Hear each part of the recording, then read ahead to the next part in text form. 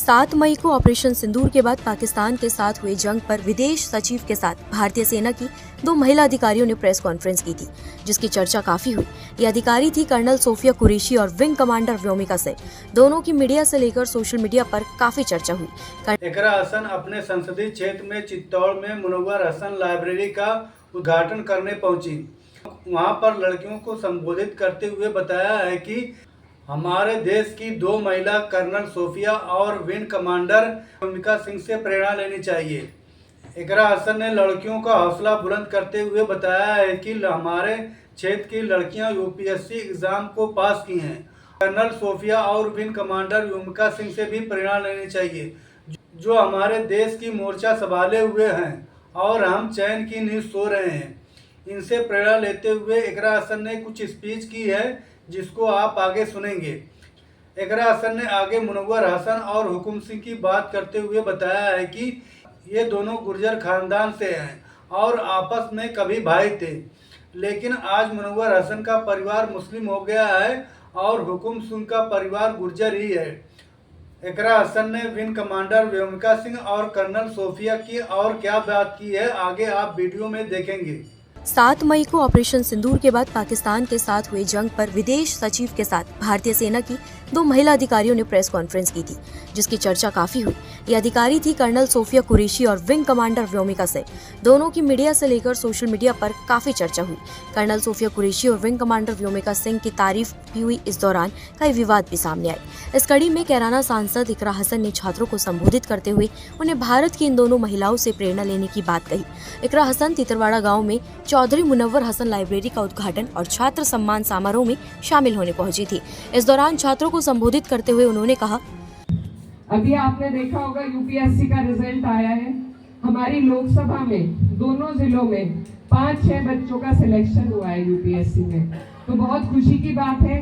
कई लड़कियां हैं उसमें, तो मुझे बहुत अच्छा लगता है जब लड़कियां आगे बढ़ती हैं।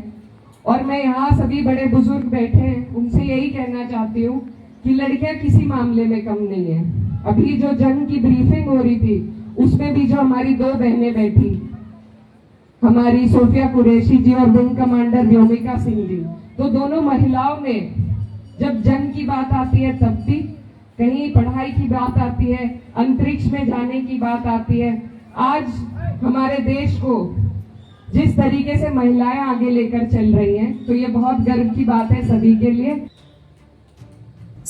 सांसद इकरा हसन ने तितरवाड़ा ने चौधरी मुनव्वर हसन लाइब्रेरी का उद्घाटन करते हुए एक और बयान दिया। उन्होंने कहा, मेरे मरहूम वालिद साहब के नाम से लाइब्रेरी खुली है, तो दूसरे गांव में जो दूसरी लाइब्रेरी खुलने वाली है, उसको मैं भी इसमें अपना समर्थन करती हूँ कि बाबू हुकुम सिंह जी के नाम से उस लाइब्रेरी को खोला जाए।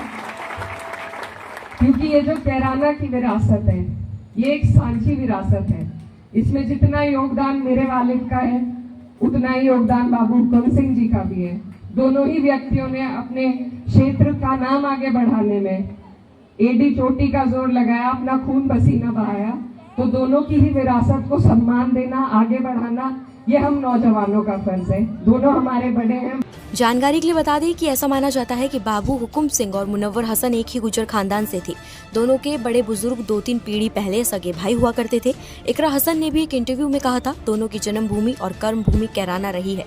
दोनों कभी एक ही परिवार के थे। हम दोनों गुर्जर परिवारों के गोत्र भी एक ही है। बता दें कि कैराना क्षेत्र के तितरवाड़ा गाँव में ग्राम प्रधान ने मुख्यमंत्री द्वारा दी गई प्रोत्साहन राशि से ग्राम पंचायत, सचिवालय और चौधरी मुनव्वर हसन पुस्तकालय का निर्माण करवाया है, जिसका लोकार्पण सांसद इकरा हसन करने पहुंची थी। मौके पर कार्यक्रम के दौरान सांसद इकरा हसन ने लोगों को संबोधित भी किया। ये भी बताते चले, मुनव्वर हसन की गिनती पश्चिमी उत्तर प्रदेश के दिग्गज नेताओं में होती है, जिन्होंने सबसे कम उम्र में देश के प्रमुख 4 सदनों का प्रतिनिधित्व किया था और उनका नाम Guinness book of world record में भी दर्ज है। सांसद इकरा हसन उनकी बेटी है। इकरा हसन पहली बार सांसद बनी है। इकरा ने बीजेपी के प्रदीप कुमार को चुनाव में हराया था।